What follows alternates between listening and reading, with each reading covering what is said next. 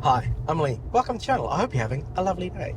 I'm a short, overweight, middle-aged white dude. I've got thinning brown hair, black glasses, I'm wearing a light blue t-shirt with my logo on it. Pretty cool, right? And I'm sitting in my Tesla Model Y with my lovely family because we're on our way to the Gold Coast. So I'm not sure if this video is going to be one whole video or we're going to break it up to part 1, part 2, part 3, part 4. I suspect it's going to be broken up into many parts. We're breaking up the journey into many parts. We'll see how we go. Yep. So yes, we are going to drive to Sydney today. We're going to be overnight in Sydney and then go to Gold Coast tomorrow. It is Easter weekend. What could possibly go wrong, right? For those who aren't familiar, Easter weekend is probably one of the busiest times on the roads in Australia. So the chances are that a couple of charging locations that we're going to get to, there's going to be a bit of a wait. Yep. There might be quite a lot of people charging, all that kind of stuff. Not really an issue because we're not in a hurry. Yep. We're not on the clock. There's no, we have to get there at a certain time, what have you. Already the plan was to leave at 6:30. We left at about 7:10, so... No, we left at 7 o'clock. And then we stopped for coffee. And then we stopped for coffee because you know you're in the car now for a long time with your wife who needs her coffee. And I value my life. You do. Thank God for Macca's, I have to say. And I will say... Not a sponsored link. Not a sponsored link. Happy to be sponsored. But holy moly, that coffee was actually really nice. Oh, good. Yes. So anywho, a few things about traveling in an electric car on long road trips. Also, we were very distracted. We started recording this about 5 minutes ago, and then there's fog all over Melbourne, and it's stunning, and we had to get some shots of it, which hopefully I'm playing some B-roll over this to show you how beautiful they were. I don't know if you will, because it wasn't that great. Well, maybe some stills, because like the sun was coming. Oh, it was like, lovely. if we weren't going, we'd be driving over the bridge. Like, Yeah, I don't know how over the much of my Bolton footage was Bridge. actually usable. We'll see. We'll see how we go. Anywho, take our word for it. It was stunning. Focus. So, a few things about road tripping in an electric car. The first thing to know is that highway driving is actually the least efficient for an electric car in terms of range and all that kind of stuff. The reason for, well, there's loads of reasons, but basically one of the cool things that electric cars do is a thing called regenerative braking. And basically what that is that instead of using the brake, the car will slow down the wheels as you lift your foot off the accelerator, and it'll put that energy back into the battery. So stop-start traffic is actually quite good because every little bit of stopping, you're putting a little bit back into the battery. Also, there's constant drain on the battery, highway driving, all that sort of stuff. So highway driving, the least efficient, so it's going to affect your range. So for example, this car, theoretically, when it's fully charged, has a range of about 420 kilometers. Realistically, on highway driving, that's probably about 350, 360, somewhere around there. So there's that. The other thing to keep in mind with long road trips is that, by the way, I'm going to put chapter markers, so if you're familiar with it, if you've seen my videos before, you can skip ahead. The other thing with long road trips is the way that batteries charge. So you actually don't want to charge your battery up to 100% when you're doing fast charging along the way. Obviously, when you leave, charge your battery up to 100%. But along the way, you only want to get up to 80. The reason for that is that the way that batteries charge is from 10 to about 80%, the battery's going to charge quite quickly. But so you could charge your battery, depending on your car and conditions, all that kind of stuff, from 10 to 80%, anywhere from 15 to 20 to 25 minutes sort of thing. Whereas going from 80 to 100% could take another 30 to 40 minutes on top of that. Yeah. So there's really no reason to charge past 80% if you want to get there quicker. Yeah, if time is an issue. Yeah. And also, that way people aren't waiting to use the fast charger behind you when you're using... And you'll often find that, I mean, at least with Tesla superchargers, that on busy weekends and busy locations, it's actually limited to 80%. It won't let you charge beyond that to keep things moving. Yeah, which is really good. Now, the other thing with fast charging, it depends on what fast chargers you're plugging into, and you'll see along this route today, so this car can charge at a rate of maximum 170 kilowatts. Very rarely will you get that actual 170. Teslas do this really clever thing. In fact, for some reason, it seems to be doing it now, which is a bit weird, where it does a thing called preconditioning. So the ideal battery temperature for fast charging is around 45 degrees Celsius. And so what Teslas will do, if you're navigating to a charger, it knows you're going to a charger, it will start either warming up or cooling down the battery, depending on what it needs to do to get the battery to 45 degrees. So it's at 45 degrees Celsius as you plug in, so you're getting the optimum charge rates. And so let's say you plug in and you'll get up to 170 kilowatts, and as you start charging, that's 170 will become 160, 150, and it'll gradually slow down. And by the time you get to 80%, you're probably only getting about 60 kilowatts or so. Yep. And so it really makes a lot of sense to sort of never go past 80. What else would you suggest about long road trips? At least with the Tesla, it's quite conservative with planning it. Obviously, so we've put the our end destination in, and it's suggesting where to stop. Yeah, so you can see here on the navigation. So this is the other really cool thing about Teslas and other, not all electric cars do this, but some, where basically you just type in the navigation where you want to go, and it'll work out how you want to charge, where you want to charge. So for example, here it's worked out that, right, it's suggesting that we first stop, and we might change this because we're confident electric car drivers now. Well, Lee's more confident than I am, but yes. So it's suggesting that we should first stop in Euroa, and we will be down to 52%. And we'll charge for 5 minutes. And we'll charge for 5 minutes. Then after Euroa, it's suggesting that we'll get to Albury with 15%, and we'll charge for 25 minutes. After that, we'll get to Gundagai with 16%, so on and so forth. Goulburn 15. Now, Mandy and I did this trip about a month ago. We did. And just the two of us. Just the two of us. And what we found is that the car, so there's more supercharging locations than it's showing us here. And getting to, Euroa with 52%. I mean, interestingly, when we left home, it was predicting we'd get there with 45%. And so it's actually gotten better.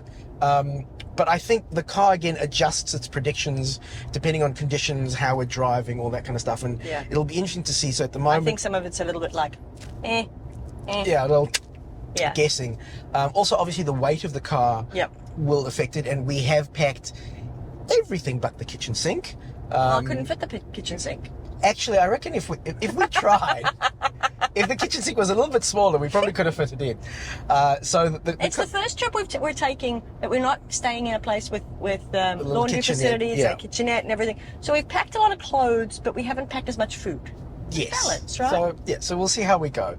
But so what I think we should do is we can actually go further. So we could actually, there's another supercharging location, Wangaratta, which is a little bit further than Euroa, probably but not as far as Albury. Not as far as Albury. So we wouldn't make it to Albury or Wodonga. And interestingly, so there's supercharging in Wodonga and Albury. But this is cool. This is sending us and this is what's cool. What I was talking about with the charging rates of the chargers. Yep. So the Wodonga charger can charge up to 125 kilowatts. The Albury superchargers, which are the new version 4s, I think, can do up to 250. Oh, wow. So we'll definitely get our 170. So that's why it would be faster to charge in Albury as opposed to Wodonga. I feel like there's a Victoria, New South Wales rivalry happening here because Wodonga is Victoria and Albury is New South Wales. There is, but also to be fair, we had the Wodonga ones a lot longer. The Albury ones have only been around for about 6 or 8 months. Okay. Now I think I'm supposed to be.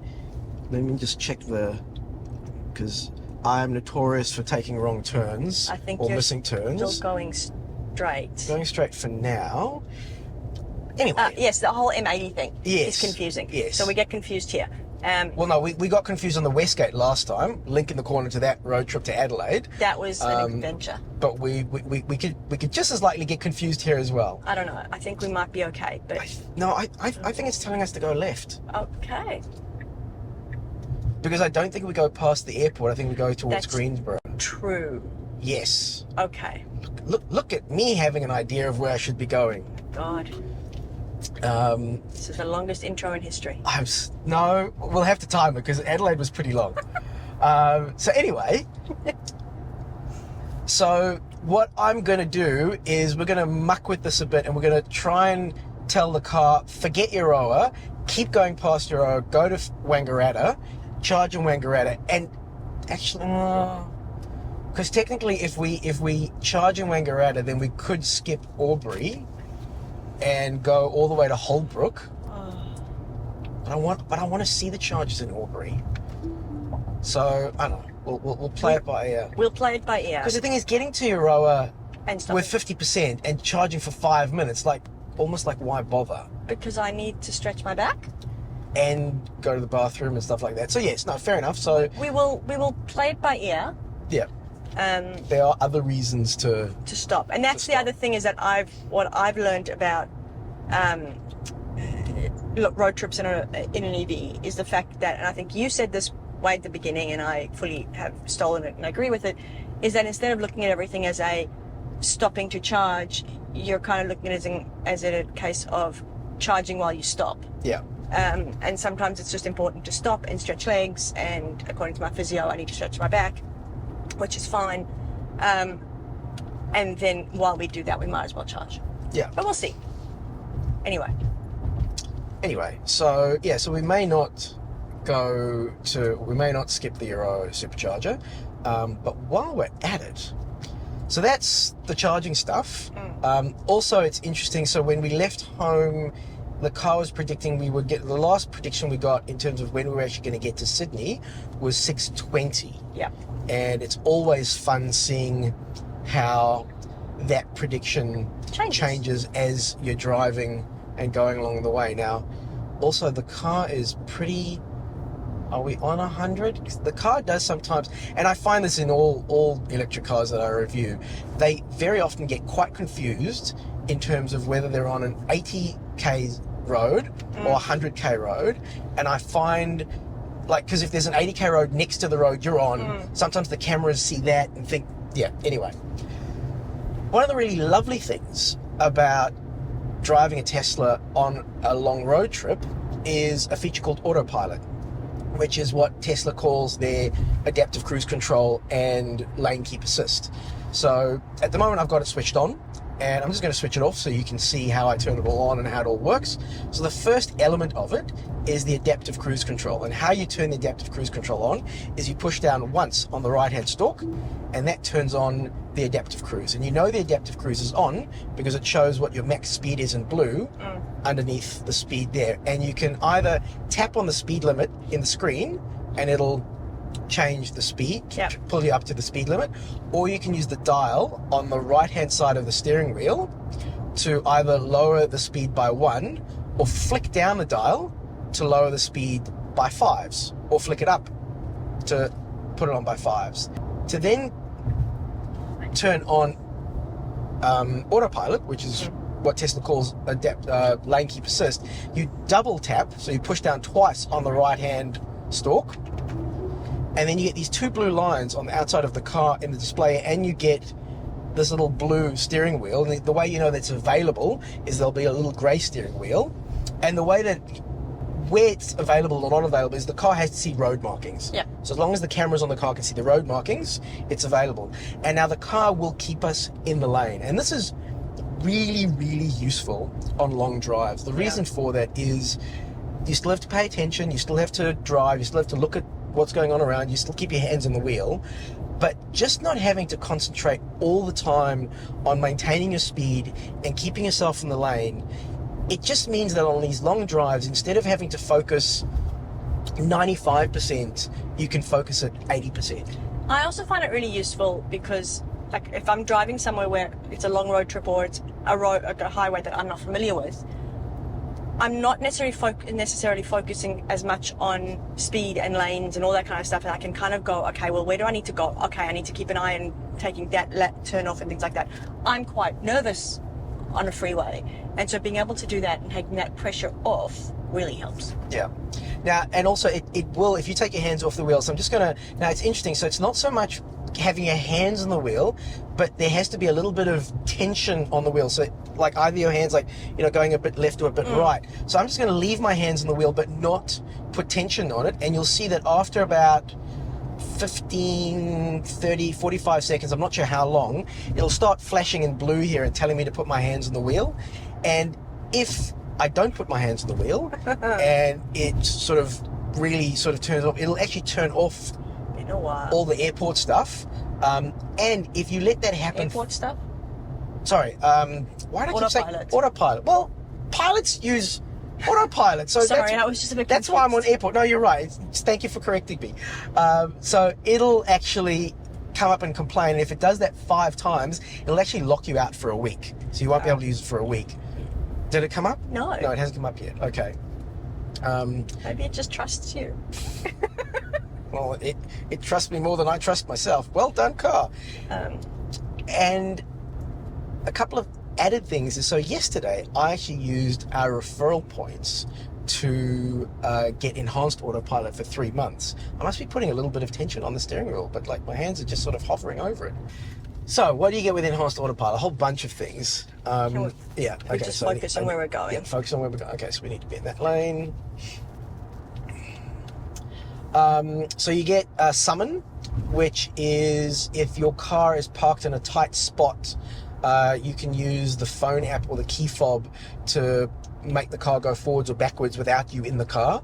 So that's actually, you know what, that feature, it's one of those features where, and I've done videos about this before, put a link up in the corner. It's one of those features where it's not, you don't often need it, but when you do need it, oh my goodness, is it useful, is it handy to have? So summon is good. Smart summon, so if you're parked in a parking lot, you can basically make the car come to you in a parking lot. It doesn't quite work. You know what, it's so careful and cautious that it's so slow. Which is what you do want, but at the same time it's kind of... You may as well just walk to the car. Yeah. But it's a cool party trick. Yeah. You also then get the auto park feature, which sometimes good, sometimes not so good. More than anything, again, sometimes I find with parallel parking, it's actually pretty good. I find with reverse parking, it takes so long, you could just do it yourself, sort of thing.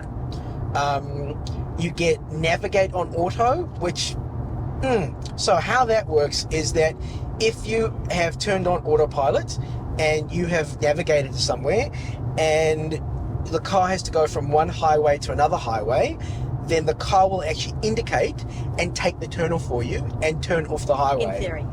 Now, about 50% of the time it works, the other 50% of the time it tries to kill you. Yep. So I'm not a fan.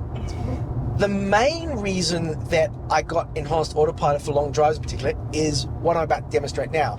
I'm now indicating, I'm applying a slight bit of tension to the wheel, and the car changes lanes for me. Now, if I could just have that feature, I would be happy. Yeah. So with normal autopilot that's built into the car, when you are on autopilot and you indicate, it will turn autopilot, it will turn the lane keep assist off.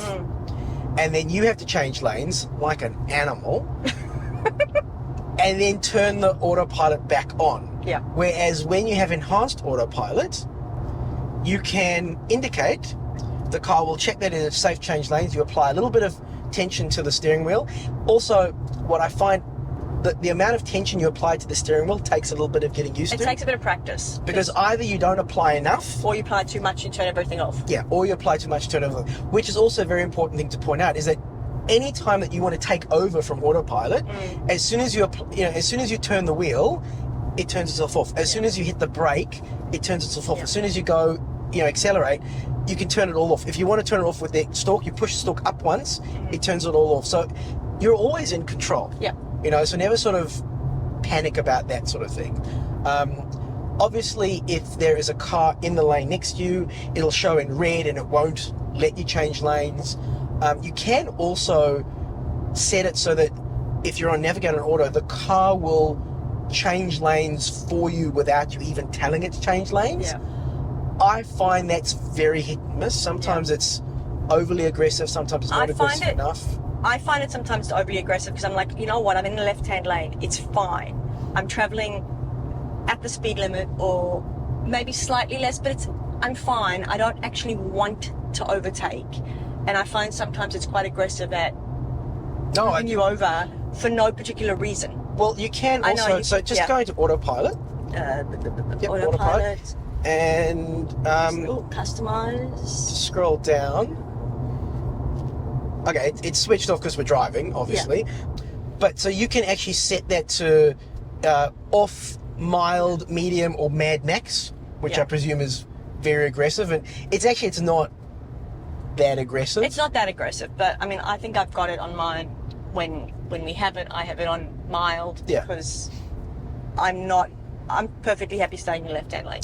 And you'll see as we're driving along here today, there'll be instances where it will recommend that we overtake, and again you can just say no or no thank you. Now also it will be interesting to see what happens here, because it's about to get quite foggy and the autopilot will disengage itself when it can't see properly, which again, so this car I think does have LiDAR or radar or whatever it is, but all the new Teslas, the Model 3s, the Model X's, they've taken that out because they say the cameras are better.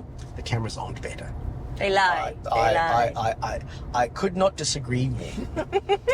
Now, interestingly enough, the predicted range had just recently dropped to 30%. It's back up to 32%. Always interesting to see. This is a fun little game that we play sometimes. Like, place your bets. Well, I mean, like the fact that it's now telling us to go to Wangaratta. Yeah. Now, I wonder. So now it's going Wangaratta, charge for 25 minutes, and it's saying. So pay attention to the road because you were not looking. I wasn't looking because now, so there's a camera up here looking back here that's checking if you're looking at the thing. So that was the keep your hands on the wheel and pay attention. So there's the pay attention thing. Yeah. So interesting that now it's saying skip Albury and go to Gundagai. Go straight to Gundagai. And then Goulburn. And that's it. So this is interesting. So yesterday. I tried to do a little intro video. I tried to record a little thing, and when I put the navigation in the thing, this is what it said yesterday, where it said it reckons we could get from Melbourne to Sydney with just 3 charging stops, which I think we can. But again, it's also going to be interesting. I think what we'll do is, as we're getting close to the charging locations, it'll also be good to check how busy they are. Yes. Yeah. Because that's going to also dictate what we do. Yeah, whether we go. I mean, we did start out pretty early. The roads aren't super busy at the moment, but they will get busier. And what's good is, I don't know if it'll do it now, but no, it's not doing it now. But yes, there we go. So you can actually tap on the supercharger and see how fast it is. So there we go. So Wangaratta is a 250, which is good. Yeah. And 4 stalls are available. I also happen to know that Wangaratta only has 4 stalls. Yep. But 4 stalls. One little slightly annoying thing with the Wangaratta one, so it's at the top level of a parking building, and you do have to pay for parking while you're there. It's not expensive. It's not expensive. And I think it's the weekends. I think it's free on the weekends. It's free on the weekends. Yes. And at least now it does say located on top level. Okay, so it does tell us that. Because last time it took us a little bit of time to find it. Yeah, it probably did tell us that before, but we didn't. This is true. This is very true. The photos are always useful. Yes. Yeah, it is really good that they have the photos there. But anyway, at the moment, it is predicting that we will get to Wangaratta by 10:04, and now it's going. So now we're on the highway. So now the car's got a better idea of what kind of range you can expect. It's really foggy. I wonder if it's going to adjust for anything like that. But and the notorious auto windscreen wipers, which better than they used to be. Better than they used to be, but they'll turn themselves on when it's not raining, and they won't turn themselves on when it is raining. Now, also, I will mention that we are driving normally. A lot of people, there's people out there, sometimes, if you go 110 or 90, I think I've read online that like the optimum speed on highways for an electric car is 80. We're not doing 80. No. But like if you needed to extend your range for some reason, slow down to 80 and that'll extend your range as best as possible. Wow, you can like not see anything. Yeah, visibility is like half a kilometre at best, I reckon. Yeah. So yeah, we're driving normally, so whatever the speed limit is what we're going to do, unless of course conditions dictate we need to drive slower. But yeah, I think that's pretty much it, and we will pick up, I guess, in about 2 hours or so when we're heading in towards Wangaratta, and we'll or even sooner when we're heading into Euroa, because the car predicts we're not going to make it to Wangaratta, but I think we're going to be absolutely fine, and we'll see how we go. See you in a bit.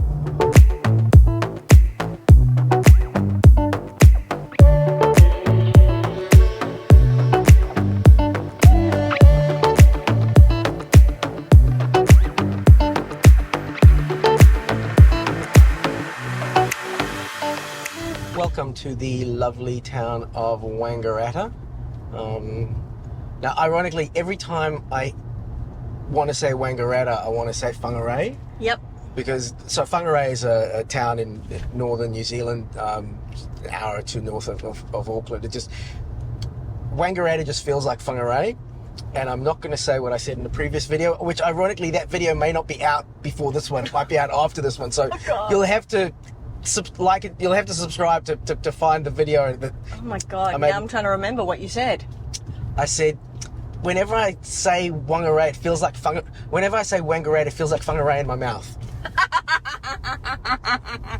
I'm so surprised you didn't remember that. Be a grown-up, Mandy. Which is what I said to you last time. Anywho. Okay. So the car was predicting we'd get here with 21%, I think. Originally, yes. Originally. Then we stopped for a toilet break, I don't know, like an hour ago. Yeah. And then it was predicting that we'd get here with 26%, which is a little bit nuts. Yeah.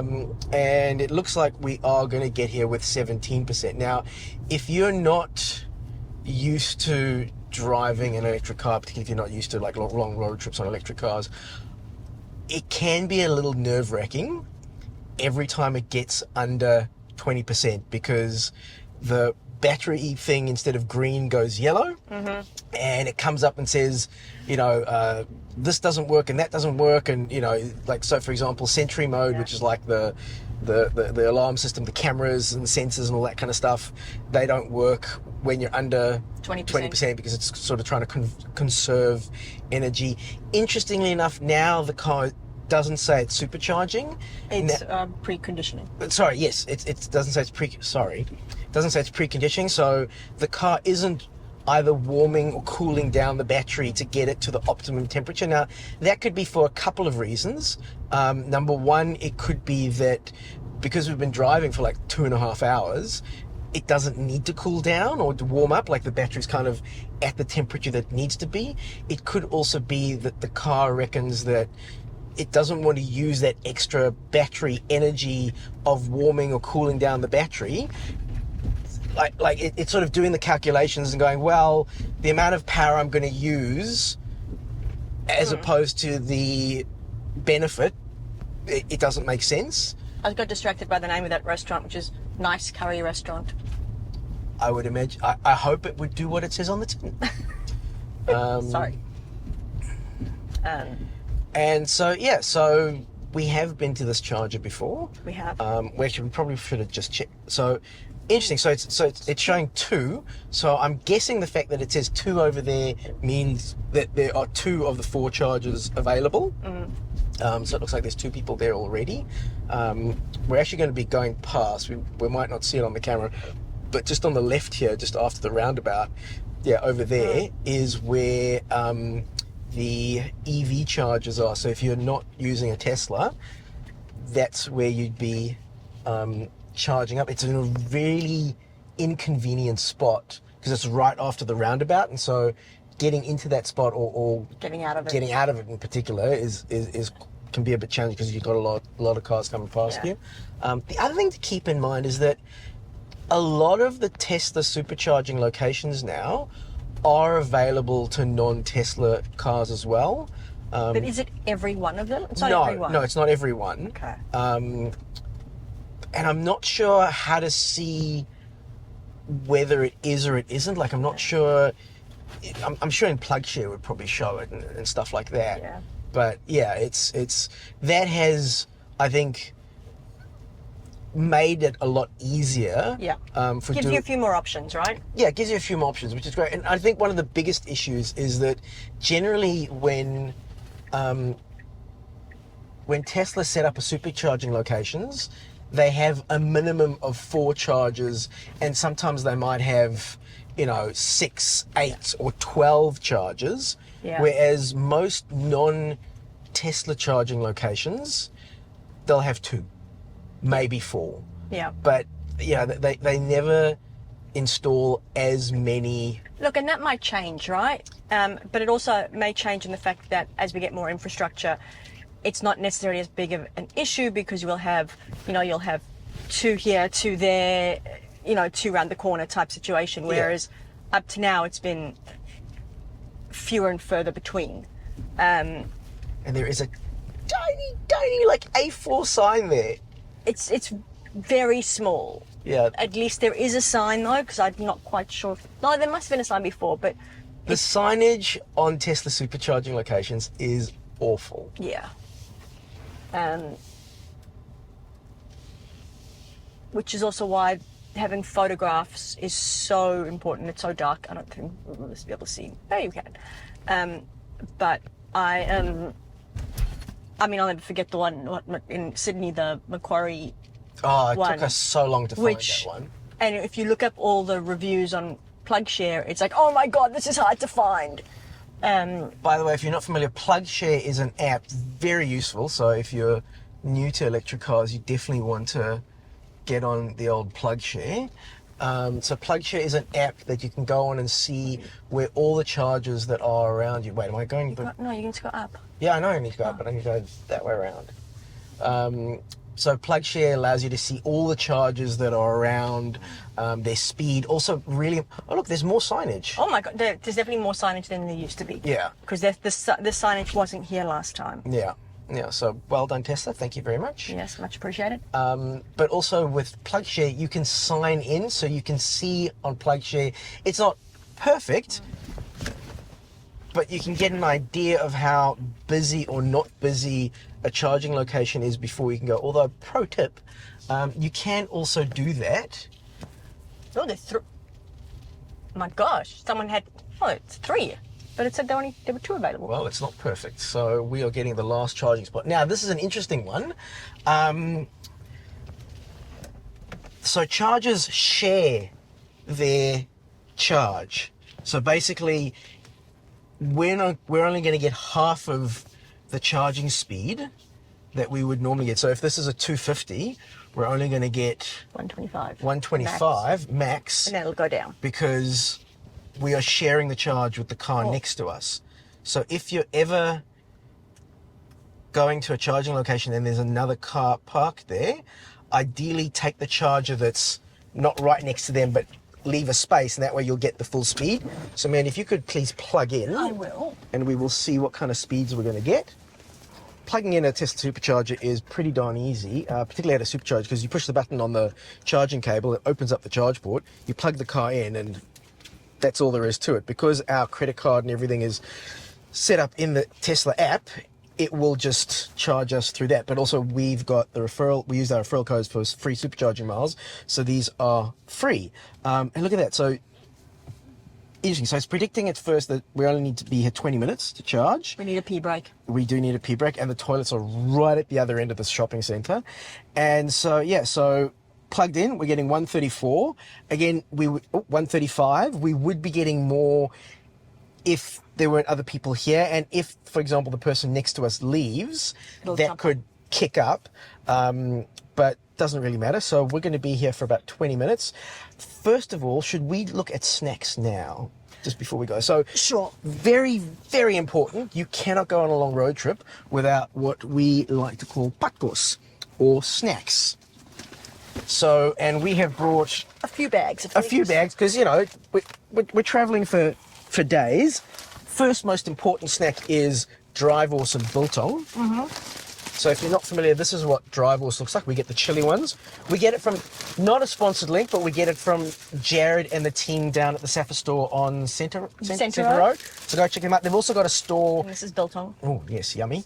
They've also got a store which is called Barbecue and something in Doncaster. Yes. So go check them out. Great service, great products. Oh, we're up to 138. So dry horse, biltong. All right, I've got. What have you I got? try to be healthy here. We have strawberries. And we have lots and lots of cucumbers. Because Archie loves cucumbers. He does. But then we've got also a whole lot of Asian wonders. Lee's stuff.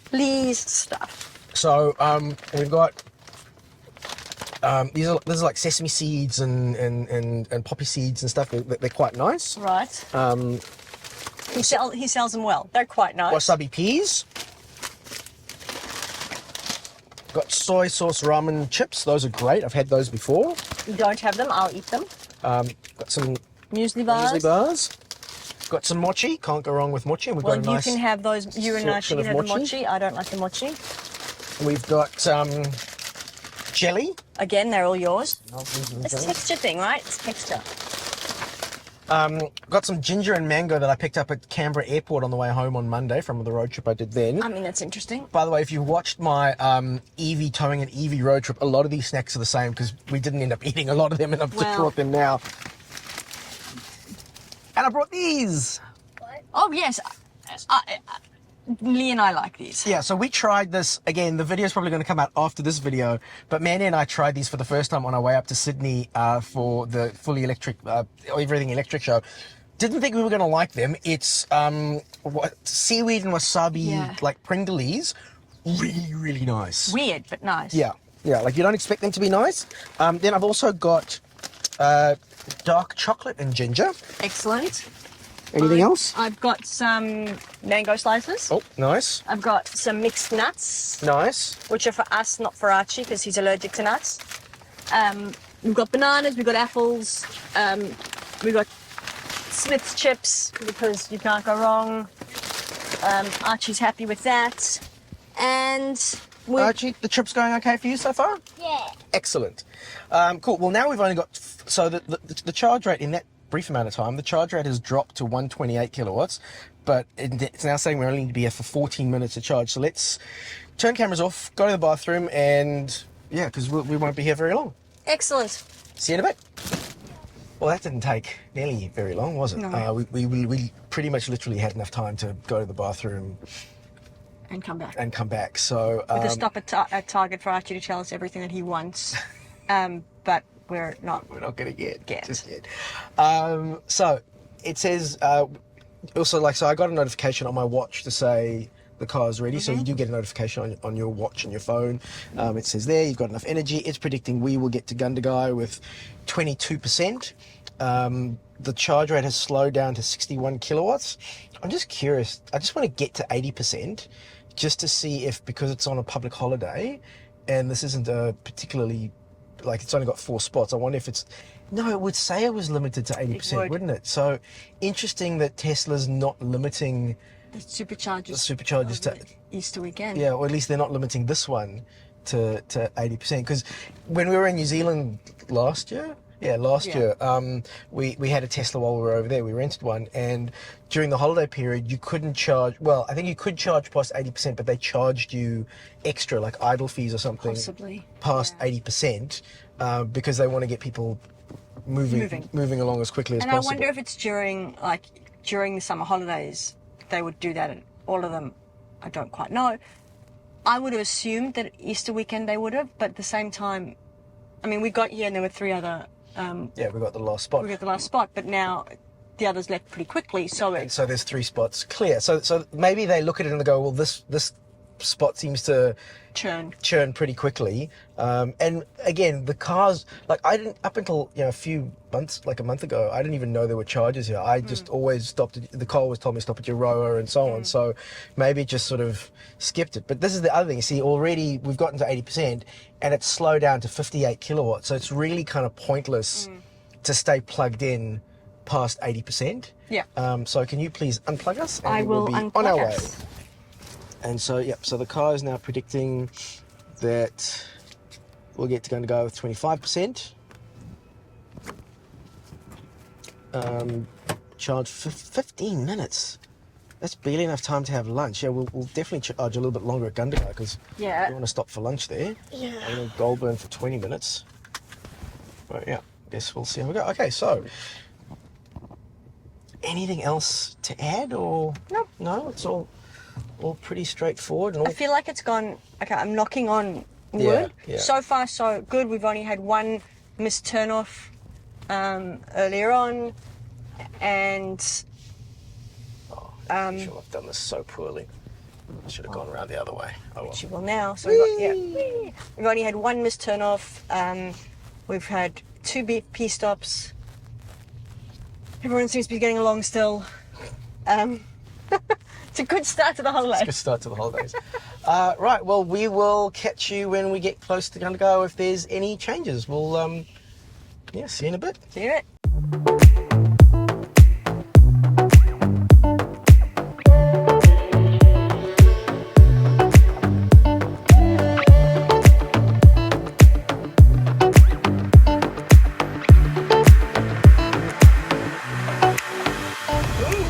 Quickly. You join us mid-journey. We've still got tons of time to go. We've still got just under 2 hours and 206 kilometres to go until we get to Gundagai. I did think the car was being a little ambitious. Yes. So when we left Wangaratta, we had 81%. By the way, something I should mention is that I don't, you can tap on the screen here and you can see kilometers left, but for just the way that my brain works, for my own mental health, I much more prefer thinking of range in a percentage wise as opposed to kilometers left, each to their own. And so the car was predicting that we were at 81%. Mm-hmm. We were going to get to Gundagai with 25%. 25%. It did even tell us that we were ready to go at 76%, whatever it was. Yeah. 75%, but we stayed a bit longer. Now the car is predicting that we're going to get to Gundagai with 10%. Yeah, that's dropped pretty quickly. That has dropped pretty quickly. So we've dropped to 64%, so we've almost lost 20% battery. Now, I don't know if that's big. Now, air conditioning, like if you've got the air conditioning going, that can sometimes... No, don't turn it off. We're driving normally. Turn it up slightly. Okay, I don't think it's going to make much of a difference. But yeah, so... Although, that was 60... Was that 63 before? No, that's 64. No, it wasn't. Okay. It was 65 and it dropped to 64. Okay, so... That is holding at 10% quite well.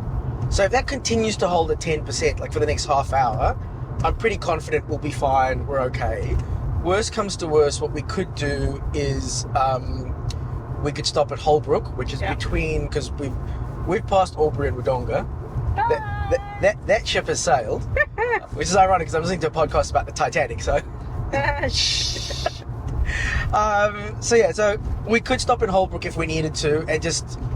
If we did stop in Holbrook, again, it would be one of those, like, we'd be charging for, like, 5 minutes. Literally plug in, sit down. Okay, you ready to go? Yeah, we really wouldn't have to charge for long in Holbrook. Although there is a ChargeFox charger right by the submarine. I'd feel a bit rude on Easter weekend being a Tesla using a non-Tesla charger when there's all those Tesla chargers. Yeah. If it wasn't Easter weekend, it might be... 9%. Now it's telling us to go Holbrook. Mid-conversation. Well, there you go. The car's decided for us. The car clearly is like, no, if it's going to be under 10%, I don't want you to stress. Yeah. So there we go. It's telling us to go to Holbrook. Okay, no, we'll stop at Holbrook. I mean, you have literally just come off a trip where you did get to 0% on some of your... And it was fine. We got there. What I was going to say is, if it wasn't Easter weekend and, a Tesla take up a non-Tesla charger that could be used by, non-Tesla cars, I'd say let's go to the one by the submarine because we could plug in for a little bit. I think that's only a 50 kilowatt, so it's slower, so we could relax a bit. Archie could play around with the submarine and stuff. Yeah, we might do that. We'll see. But we'll see. We will see, because we do need to have a lunch break. I mean, I don't know if we need a lunch break for 45 minutes. Yeah, so that's going to be a bit... And see, that's the interesting thing, is that for your lunch break, you actually don't... Because, I mean, I don't know why the car was bringing, but the car was bringing we were only going to be charging for 15 minutes in Gundagai. Which you would have charged for longer, right? Which normally Gundagai is kind of like the halfway point. Yeah. That's kind of where you want to stop and have lunch. There's a lovely restaurant, Oliver's, where you stop. You actually... if you're not in a hurry, ideally you actually want to stop not at a supercharger. So it takes longer. Yeah, you want to stop at a slower charger when you're stopping for lunch. Yeah. Because you don't want to be in a rush to have to get back to the car and unplug the car and all that sort of jazz. Okay, so at the moment, this is instead decided that we're going to actually, let's just see how long it's predicting. 5 minutes. Yeah. Literally 5 minutes, and then we still got to Gundagai. Yeah, so everything's sort of stayed the same, except it wants us to stop in Holbrook for 5 minutes, which is fine. I mean, the the turn off for Holbrook, you don't really have to go that far off of the highway. Yeah. It's interesting. We've discussed this before on long drives, that it's a little bit annoying that the superchargers, almost none of them. Gundagai's just off the highway. Yeah. But pretty much, are.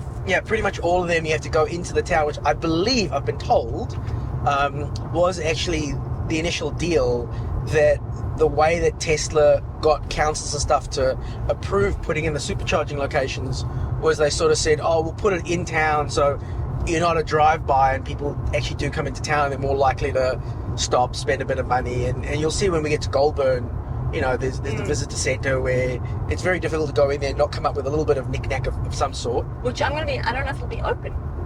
Oh yeah, It won't be. long No, it should weekend. be. It should be, because it's a Saturday. Saturday's not a public holiday. Yeah. Yesterday was, Monday is. And I'd imagine this would be a really busy time of year for them, so they'd be a good time to be open. Yeah. So there we go. Oh, they're slowing down to 80 in this, just get 80 zone ahead. So we'll just slow down, let all the other people who... I'm putting this out there. I've recently had an idea for... So my day job is I run a video production company, and so I'm always sort of coming up with ideas for productions. I've had an idea. I'm curious to do a short series documentary about habitual speeders. Yep. Because there's always these times when you're driving on the highway, you're doing the speed limit, and this person comes past you that, like, if I'm doing 100, they're doing at least 110, 120, and you look at it and you go, that's not like, they're not just trying to overtake someone or get, like, that's probably just how they drive all the time. Don't worry, Yeah. I'll black out your face, we'll backlight you, we can do the whole voice thing. But I'd be curious to talk to people who just speed all the time, and I'd love to... Didn't we talk to someone, I'm not going to say who, a while back, who said, oh, they speed because they're like, oh, well, if I'm going to get caught, I might as well, like, once I'm over 10 k's over, it's going to be 3 demerit points and a massive fine anyway, I might as well just go for it. Well, interestingly enough, I was talking to someone the other day who also speeds, and they were saying that, well, they just speed a little bit, so it's always just like 1 demerit points, and so, you know, you can get away with... By the way, if you're not familiar with how the demerit point system works in Australia, if you're watching from overseas, so if you get a fine for speeding or for breaking any road rules, I think we've all got 12 demerit points.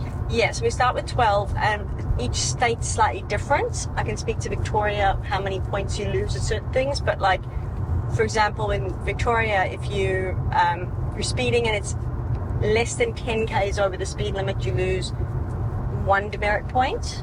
If it's more than 10 k's over, I don't know exactly, but you lose 3. And then you kind of, that's on your record type thing. You lose those for 3 years. So it's... and if you lose all your demerit points, you lose your license. You lose your license. And so, yeah, you kind of go, you don't want to...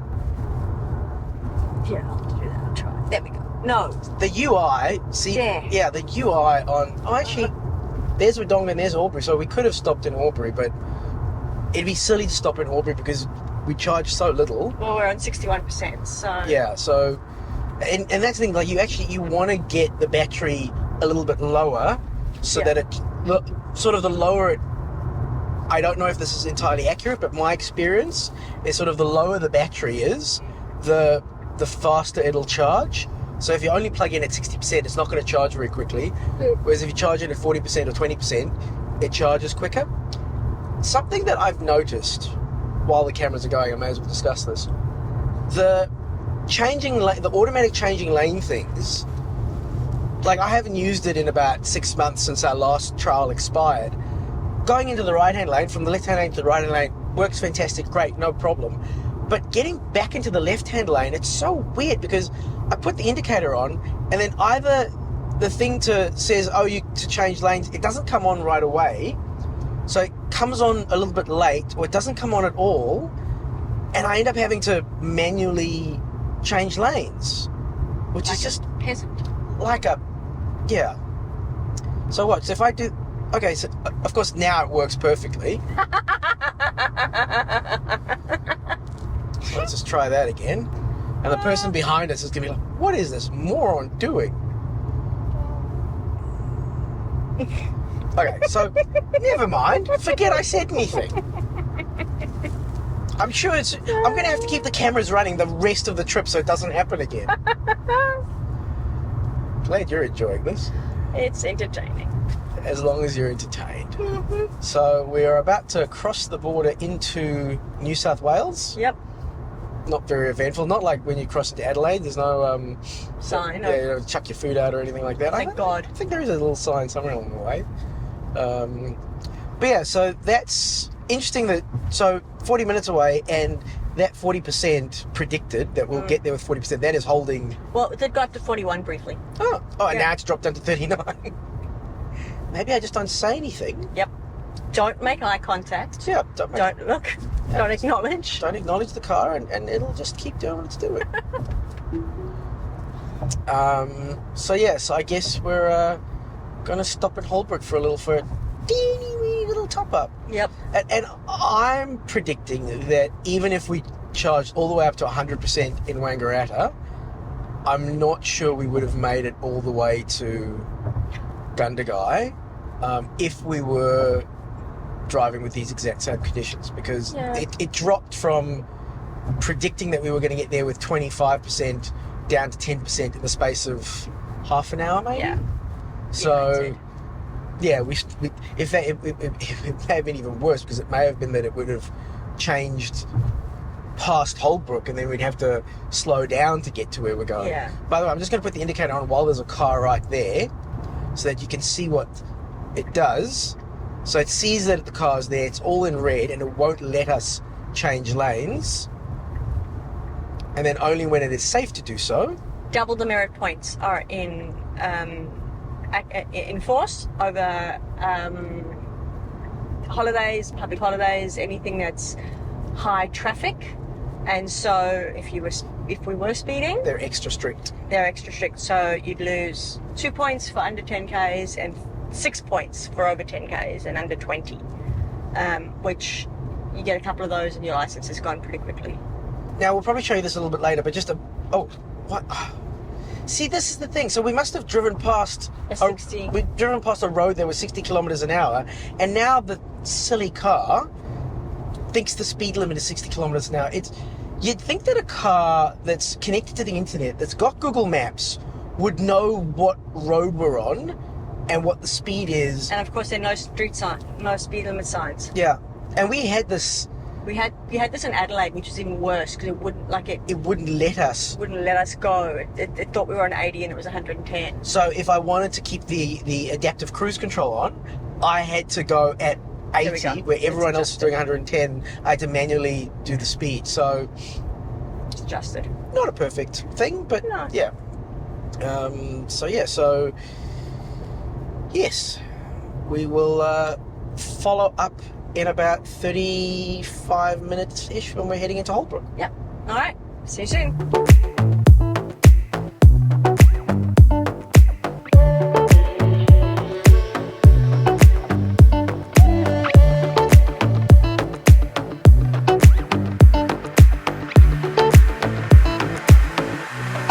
We're about 4 minutes out from the supercharger in Holbrook, and situation hasn't changed really. Nope.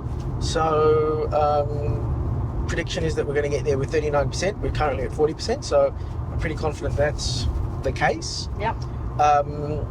We had, when we were about 15 minutes out, so about 10 minutes ago, the car told us it had started preconditioning.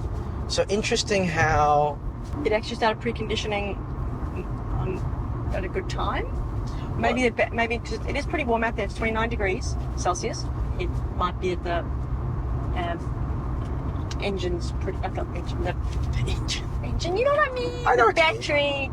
It needs to be cooled down a bit. Mm-hmm.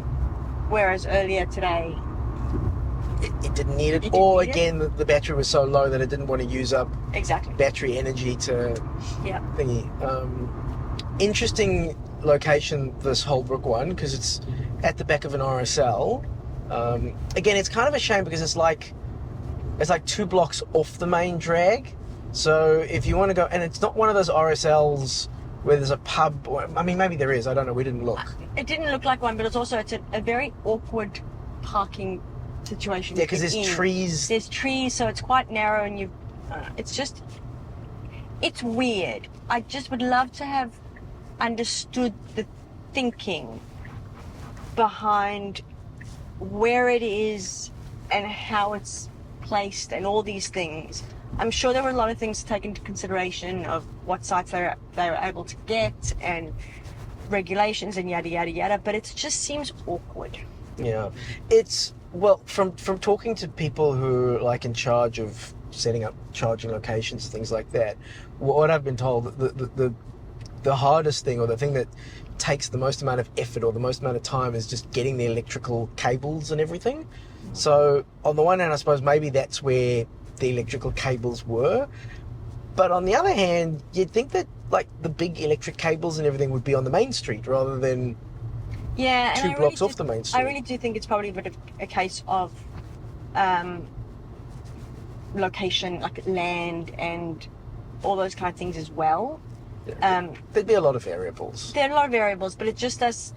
This doesn't seem to be the most well thought out location or placement of. And interestingly, there's a bookshop and curios. There's a non-Tesla supercharger charging location, yes, just a little bit down the road next to the big tourist attraction here in Holbrook, which is the submarine. Everything's sold here. That's their motto. Everything. I feel like I should question them on that. Do you sell electric cars? You don't sell everything. Or maybe they're saying that everything that they have in the store is for sale, gets sold. At like some point. If you're looking at buying that business, it's a great business because they sell everything. Would you like the cash register? It's yours. Yeah, well, for the right price. They don't give everything away. No, they sell everything. This is true. And see, this is the Holbrook RSL. It's there is a restaurant. There is a restaurant, but it looks pretty quiet. I suspect it's closed. Well, it's Easter weekend and all that. Yes. So yeah, so you see how it's narrow. It's narrow.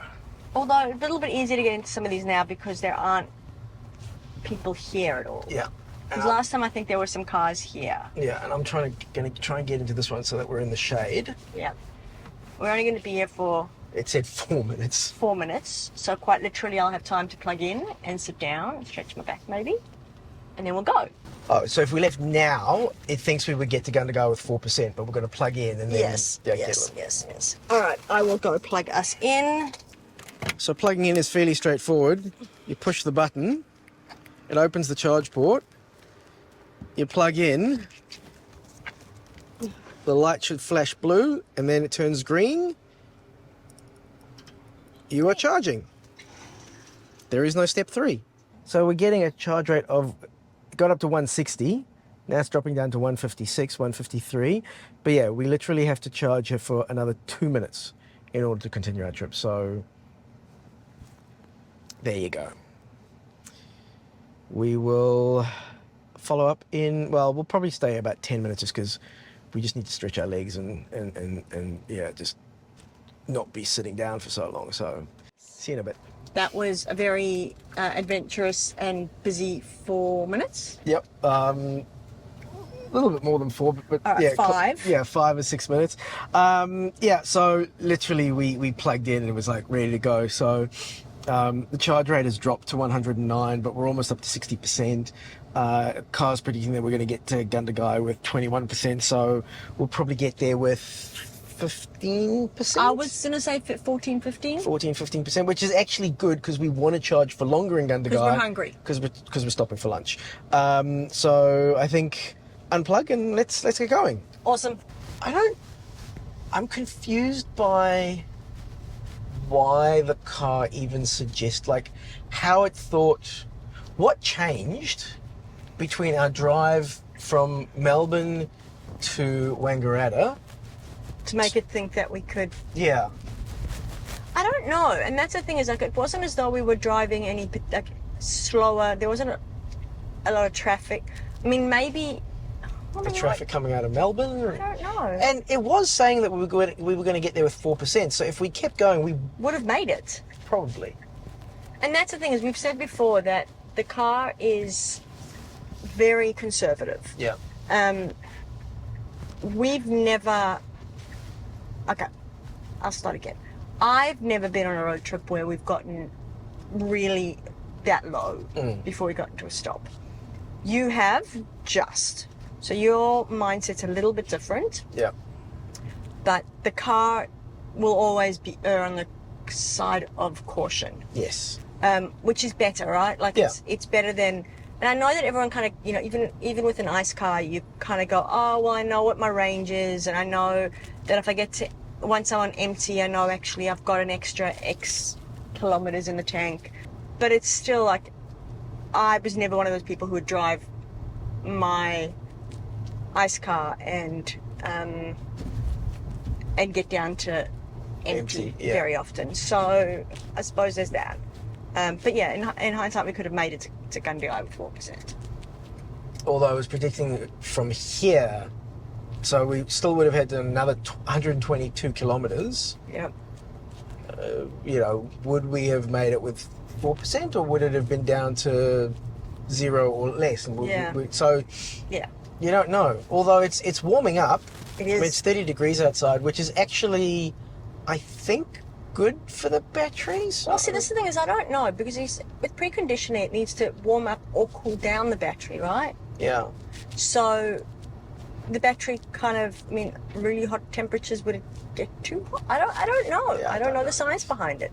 Someone please explain the science behind it. Is it better to have for a hot day, or is it better if it's like within like the 20 to 25 degree day? Because I know cold obviously is worse for the battery. Yeah. But can somebody who's got more of a scientific understanding of it explain? Cool. Well, the car is now, again, because we were driving fairly slowly in Holbrook, because, you do, the car's now predicting that we're going to get to Gundagai with 24%. I reckon after being on the highway for about 2 minutes, it will go, oh, no, and it will revise it down. Yeah. I'm still predicting 14 to 15. Okay, 14 to 15% when we get to Gundagai. Let us see how accurate you are or you are not. I think at the moment I would agree with you. I think that's probably about where we're gonna end up. All right. We will find out in an hour and 8 minutes. So just really quickly, because it's done it quite a few times now, we're trying to get back into the left lane. It starts going into the lane, and then it changes its mind half.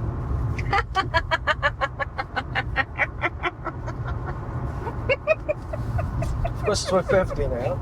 So the key is, what it does, I swear it does this. It does. It definitely does. What it does is that it gets like a metre into the left lane, and then it changes mind and swerves back into the right lane, and I've got to kind of take over, and I woke you up that You one did. time, so You woke me up. Definitely, like, I guess as long as you got cameras running in the car, it won't do it. But the camera's running in the car all the time. Well, my cameras, not the car's cameras. But it's done it a number of times. And it's You're actually- not going nuts. It's actually like borderline dangerous, because it's frightening. quite swervy when it does it. Yeah. So, I don't know. quick situation follow-up. We're about 17 minutes out from Gundagai. The predicted percentage hasn't really dropped. It's No. dropped 1%. We were wrong, both of us. So again, if we were confident enough to get to Gundagai with 3%, Yep. we could have not stopped at Holbrook, and we would have been fine. And we've said this before. Yeah.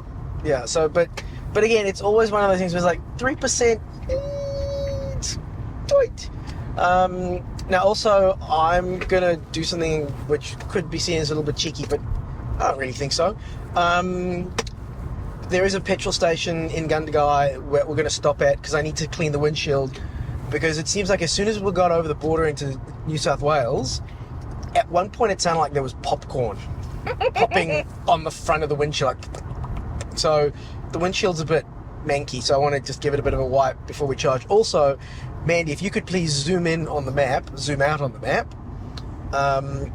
Currently, Gundagai is showing that there is only two stalls. Someone's just left. There was one stall available, and now there are 2 stalls available. Of course, we're getting there at the busiest time of the day. Yep. So let's see if 2 people turn up and we end up having to wait, or more people leave, or what the situation is. We will pick up again in about 15 minutes when we're about a minute out, because it's just off the highway. So, Yep. see you in a bit.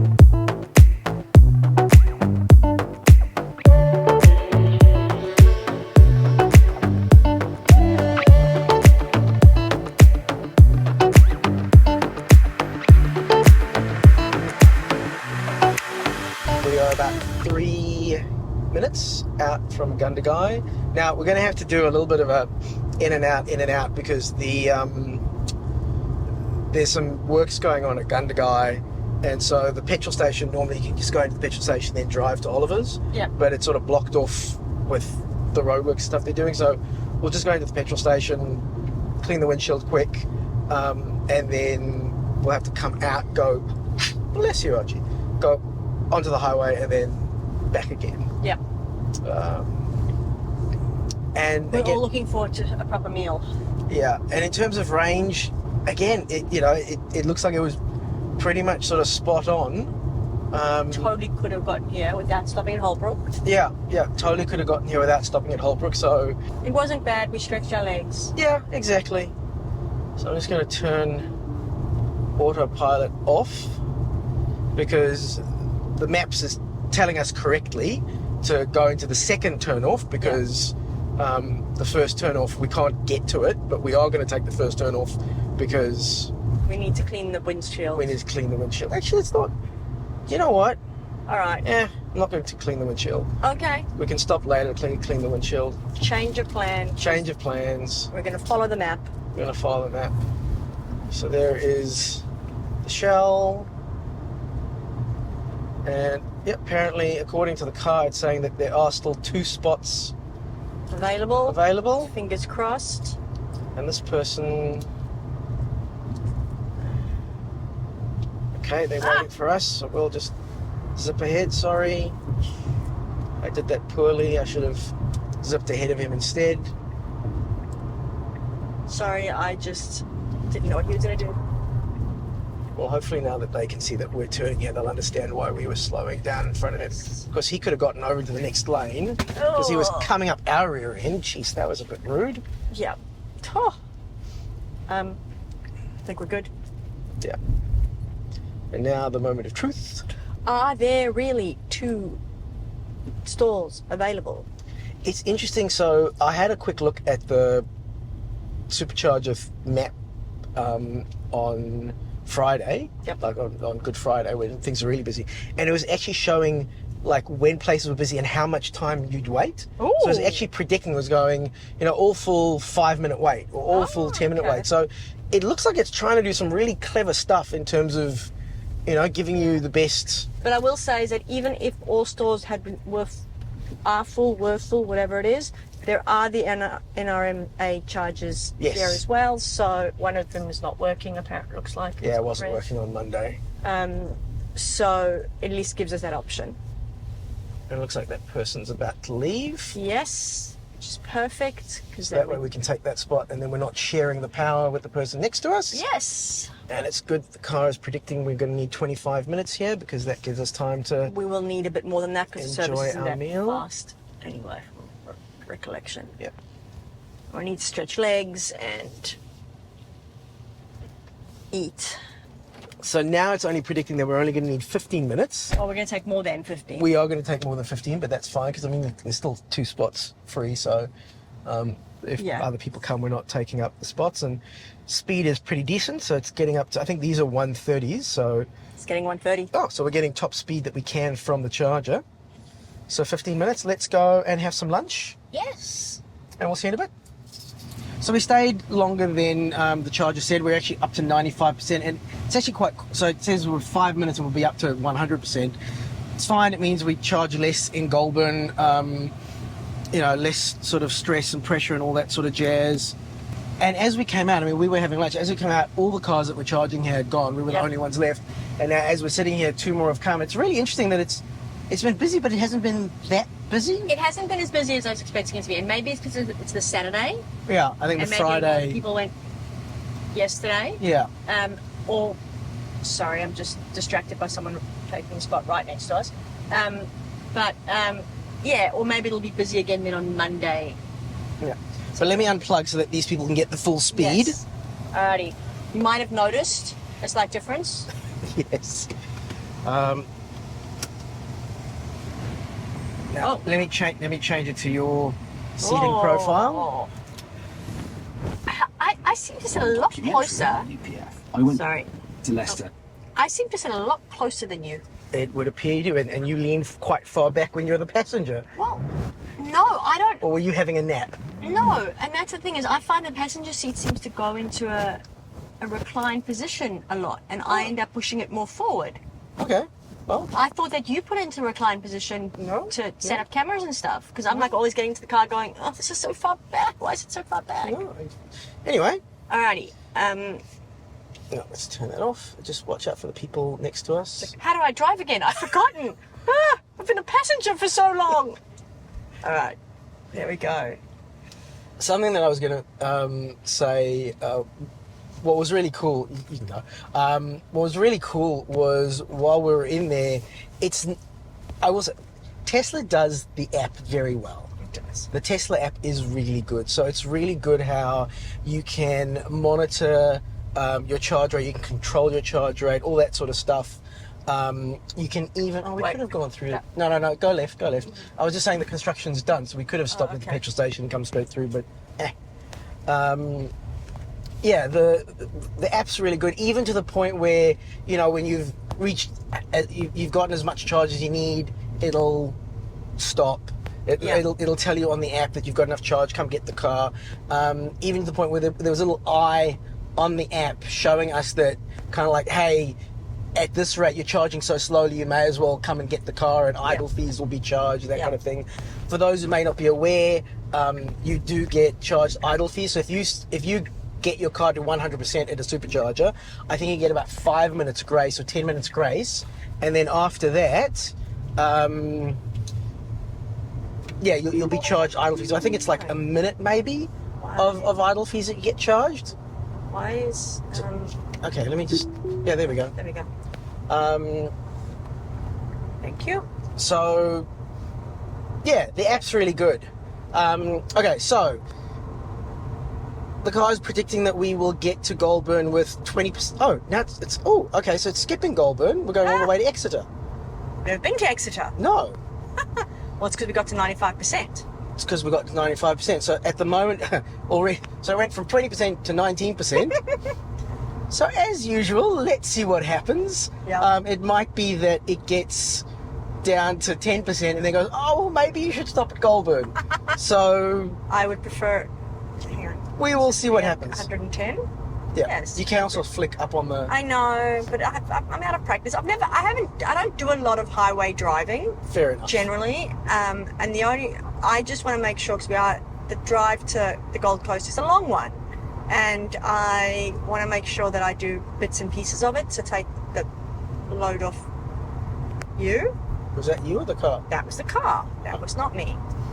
You saw a side street and. Or it saw its shadow. I don't know. This is like, it's definitely not perfect. The whole cruise control thing. It's pretty darn good. But it can sometimes, like a shadow or a side street or a car. Now you'll see here that the car in front of us, it tells us, you can see that car is sort of dark grey. Yeah. Because it's sort of charcoal dark grey. That's the car that the car is focused on, and it's adjusting its speed according to that car. If it wasn't, it would be light grey and so on. Well, look, I think that's okay. Now it's dropped down to 18% for when we get to Exeter. So I'm suspecting we're going to go to Goulburn, but who knows? Really, I've never been to Exeter. neither have I. So it'll be nice if we do get to go to Exeter. If not, we'll go to Goulburn. I wonder how far. I'm trying to see where Goulburn is compared to Exeter. Yes. Okay, Okay, yeah. It's a fair bit further than, but it'll adjust accordingly depending on how close or far we are. And actually, I wonder how many spots. Yeah, at the moment. Oh, Exeter's good because Exeter's a 250 kilowatt and 6 stalls are available there at the moment. So that'll be pretty cool. And it looks like that is, and it looks like that's one of those where it is literally just off the highway. Ooh, so that's quite nice. So yes, we will And ultimately, it's still predicting that we should get to our hotel at 6:22. Okay, so that's really interesting. Is that we kind of got an extra stop in because we originally was telling us to go to Holbrook, and we stopped longer at Gundagai, but we're still within the same time frame. Yeah. So it's interesting. Yeah, it is interesting. Now, obviously, what's nice is we won't have to deal with traffic in Sydney because it's Saturday. So, well, there'll be traffic, but not, rush hour. Not traffic. Not Yes. traffic. And also, so it's predicting we're going to get there with 13%. It will be interesting because we haven't booked a hotel that's got any charging or anything like that.